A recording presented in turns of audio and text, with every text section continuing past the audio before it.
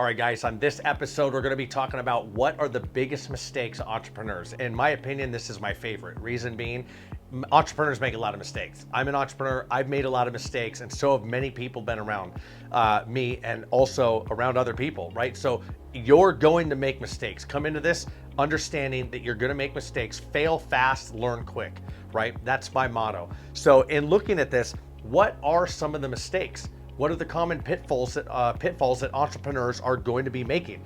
Now, these may not be all inclusive, but I can give you a sense that this is a really good list and it jogs the mind on some other things that you may go down the rabbit hole and search on each individual item. And I would recommend this because if you can understand what you could walk into and understand what the possible outcomes are, you're better prepared than a lot of other people out there that don't do that. And this is called being proactive versus reactive. The more proactive you are, the better you can plan for these things and have contingency plans versus reactive, where you're always like barely able to keep your head above the water, right? Then business is not fun. So first and foremost, lack of proper planning. We just talked about that. Proactive versus reactive. Starting without a clear business plan. Do your business plan. Why? It's not just the document itself. The business plan is going to jog your mind on everything. I have another video that we covered business plan in depth. I believe it was series 1 of this entire entrepreneur success series.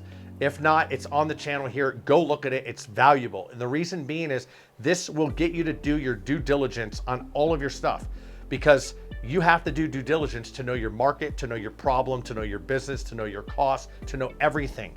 The better you know, the more in the know you are and the more respected you'll be. So starting without a clear business plan, mistake number 1. Also, underestimating costs or overestimating revenue. You always want to keep costs and estimate costs where the cost would actually be. Don't underestimate them. Add a little bit in there. It's better to be over than it is under on the cost, because if you're under, better in your favor, right? If you're overestimating revenue, it's the reverse. That's bad. You want to underestimate revenue, so when you make more, it's good. It favors you. Do whatever you need to do to favor you. Be conservative on this, right? And we're not talking about politics. Now, ignoring market research, number 2. Not understanding customers' needs or the competition. So easy put, people want to make Amazon businesses and they go, what product should I select? Well, if you have a specific product or a industry or niche that you like, go on Amazon, look at all the products on there, look at all the feedback, right? Customers are going to tell you what's wrong with the product. The majority of customers will leave 5 stars on it, maybe not add anything in there, but all the complaints will definitely be written in there. You make a product that's better, you put that on there, that could be the first product that launches your business. So what you need to do is understand the customer and, of course, understand the competition. Look at who else is out there. What are their price points? What are their packages? What is their offers? What's their product and services? Are they doing anything unique? What are these? And if you know that, you're better off. Now, launching without validating the product or service. You have to validate it. If you don't validate it, then you're running blind. You're walking in a dark room and you're going to hit yourself into something, figuratively speaking. So you want to make sure that you validate every product and service. I've bootstrapped and taken 6 businesses over to $1 million in revenue a year. And ultimately, this is essentially what needed to happen is you had to look at the competitors. What are they doing? What's their price points? What is all this stuff so that you can make sure that you understand the landscape and then you can compete, relatively speaking and figuratively speaking, in the industry. Because if not, you're going to come in and you're going to shoot yourself in the foot. Now, mismanaging finances, number 3. I've talked about this in both early segments of this. And the reason being this is important is that if you mismanage finances, your whole business is going to crumble. You know, you are going to be the business owner to start. So you have to make sure that you wear your financial hat, your creative hat, your leader hat, and ultimately your marketing hat. You're going to be wearing many hats to start, right? Because you don't have employees unless you're getting capital to put into the business. So you have to make sure the finances are in line. You have meetings with your team, or you consistently review this. What's going out? What's coming in? What are the projections? Make sure you know this and you understand it, right? Not budgeting for slow growth or emergencies. That's the second item within this as a subcategory. This is vitally important. You need to have contingency plans for anything that can happen, because without it, then you're running dry and you're going to have to pull from emergency funds. So number 4 is not building the right team, hiring the wrong people, or failing to delegate. Failing to delegate is probably number 1.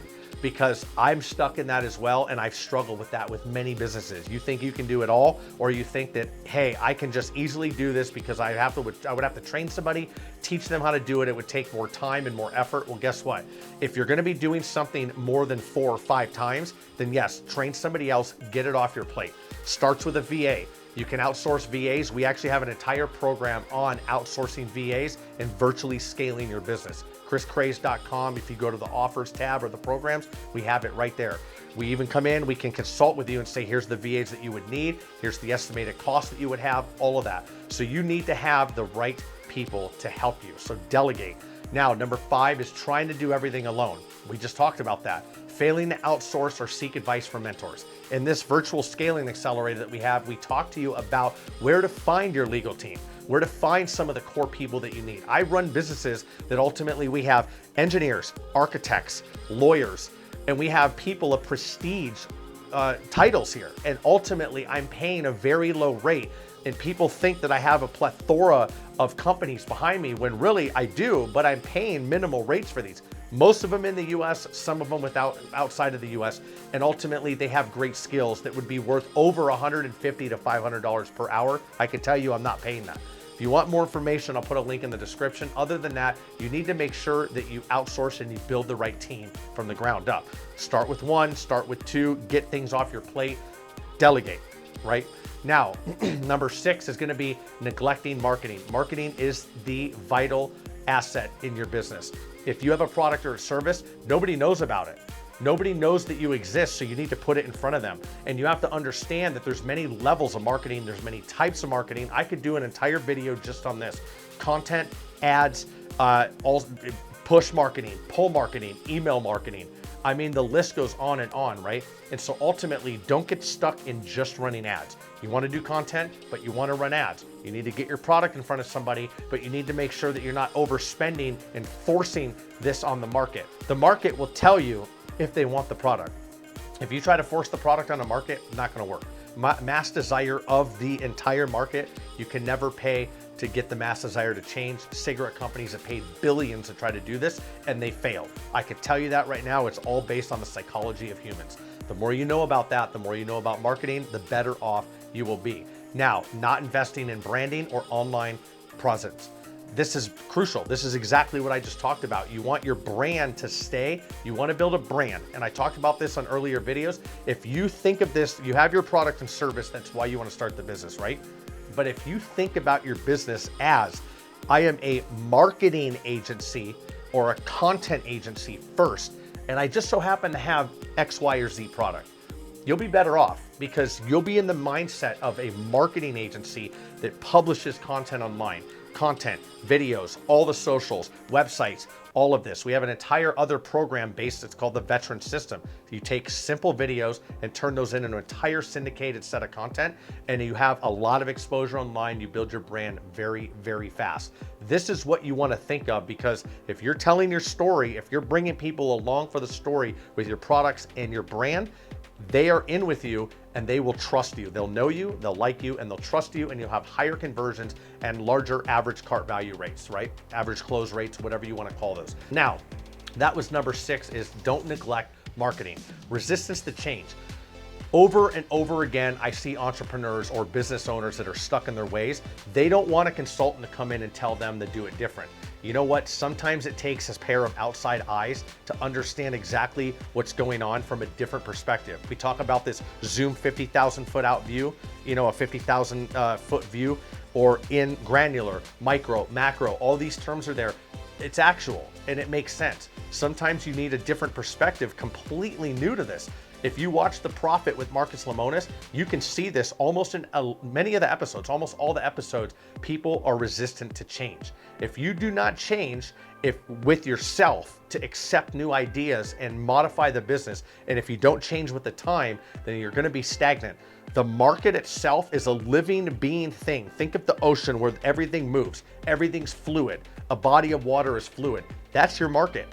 If you think you know your customer, run a series of YouTube videos and you'll have a different perspective of who your customer is. Demographics, psychographics, what's the affinity of the customer, on and on. So don't have resistance to change. Accept change, Understand that you need to adapt and you need to get the feedback in and accept it and act on it. Now, ignoring legal protections. In the virtual scaling accelerator, we talk to you about where to get legal, where to get help, where to get advisors, counselors, consultants, and ultimately legal professionals in your corner for a very low rate.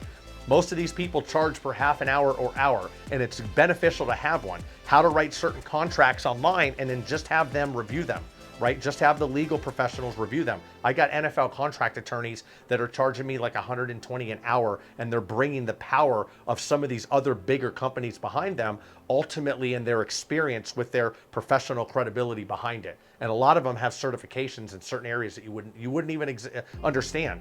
Patent attorneys, the same thing. Trademark and copyright attorneys, the same thing. Now, don't ignore the legal protections. Trademarks, compliance, and contracts. I talked about trademarks and copyright and patents a couple of videos back. Go check that. So, giving up too early. This is going to be hard. You need to understand as an entrepreneur, you're doing this in place of a 40 work week hour job where you get paid and you go home and you have to go to work. You're trading all of this to really be your own boss. You're working for less money, you're working more hours, and you're working on the basis that this may or may not work out. So you're 100% betting on yourself. The reason why, if you think that you're here and everybody else controls your future, I'm sorry, but you have that mistaken.